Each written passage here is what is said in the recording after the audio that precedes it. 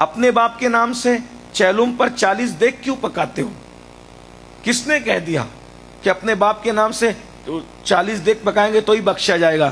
میرے بھائی، اپنے باپ کے ایصال ثواب کے لیے اگر پکانا ہے 1 دیگ پکاؤ، 39 دیگ کا پیسہ بچا کر اپنے ابا کے ایصال ثواب کے لیے کسی یتیم، کسی غریب کی اسکول کی فیس بھر دو۔ جتنا ثواب کھلانے پہ ملے گا اس سے زیادہ ثواب آپ کو تعلیم کے نام پہ ملے گا۔ اس لیے کہ ایک بندہ کھانا کھا لے گا نا، ہضم کر جائے گا، وہ کھانے والا کھلانے کے قابل نہیں بن جائے گا ایک ٹائم کھا کر۔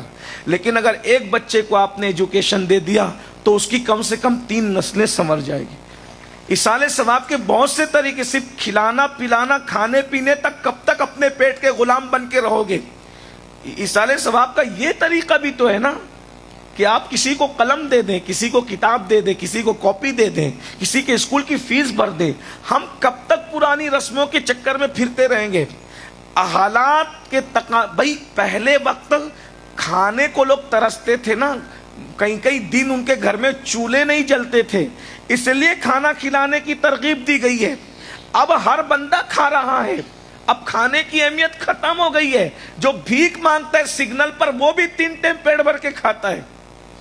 تو اب کھانا کھلانے کی بجائے اب اہمیت ہے کہ اب بچوں کی اسکول کی فیس بھرو۔ بہت سے بچے ذہین ہیں مگر غریب ہیں، بہت سے بچے ذہین ہیں، بچیاں ہیں مگر یتیم ہیں۔ وہ بچے، ان کے یہاں فیس بھرنے کے لیے پیسے نہیں ہیں، وہ ڈراپ آؤٹ ہو جا رہے ہیں، وہ پیچھے ہو جا رہے ہیں۔ آئیے ہمیں میں کوئی عبدالکلام چھپا ہوگا، ہمارے اندر ہی کوئی جو ہے وہ اپنے وقت کا بڑا مفکر چھپا ہوگا، ہمارے اندر ہی کوئی مولانا آزاد چھپا ہوگا، ہمارے اندر ہی جو ہے نا حسرت موہانی چھپا ہوگا، ہمارے اندر ہی کوئی فضل خیر آبادی چھپا ہوگا، ہمارے اندر ہی کوئی جو ہے صدر الدین آزردہ چھپا ہوگا۔ ہم اپنے بچوں کو کیوں آگے نہیں بڑھاتے؟ اور میں یہ سوچتا ہوں کہ ہم یہ کیوں سوچتے ہیں کہ مجھے صرف اپنے بچے کو پڑھانا ہے؟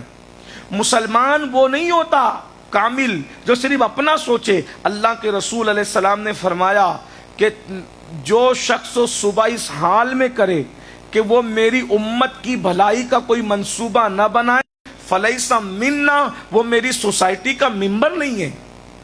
یعنی آپ اگر حضور کی امت کے لیے کوئی پلان نہیں کرتے تو حضور آپ کو باہر کر رہے کہ وہ میری سوسائٹی کا ممبر نہیں ہے۔ تو میری گزارش ہے ایجوکیشن پہ محنت کرو، تعلیم پہ محنت کرو۔ ایصال ثواب کی جتنی شکلیں ہیں اگر مسلمان اس کو جو ہے وہ موڑ دینا تعلیم کی طرف، بڑا کام ہوگا انشاءاللہ۔ ہم لوگ کیا ہے، صرف درد بھری باتیں کرتے، باتیں ہی کرنا ہے۔ یاد رکھیے، باتیں کرنے سے کام نہیں ہوتا، کام کرنے سے کام ہوتا ہے۔